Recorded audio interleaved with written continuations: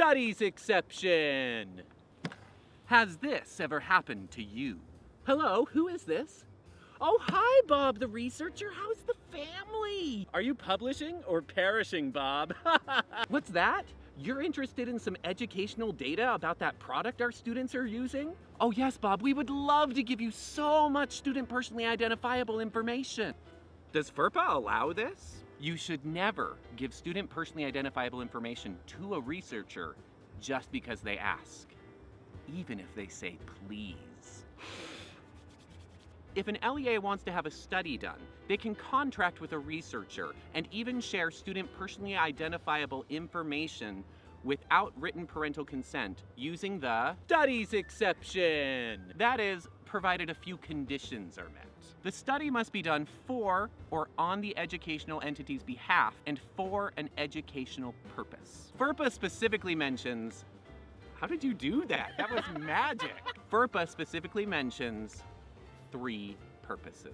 1, to develop, validate, or administer predictive tests. 2, to administer student aid programs. 3, to improve instruction. The data can only be shared with a written agreement in place that specifies the purpose, scope, and duration of the study, what data are to be shared, that the data shared can only be used for the purposes of the study. They can't be using that data for some other side research they got. It's not for you, they can't do it. And that the data must be destroyed at the request of the educational entity or after the study is done.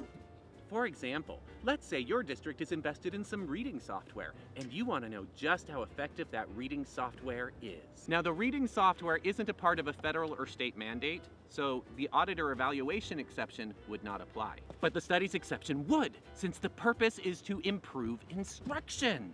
You could contract with a local researcher, perhaps at, I don't know, a university, and create a written agreement for sharing that data. And remember, researcher calls you, you call the researcher, doesn't matter. Question is it for or on your behalf? For your behalf or on your behalf? That is the question.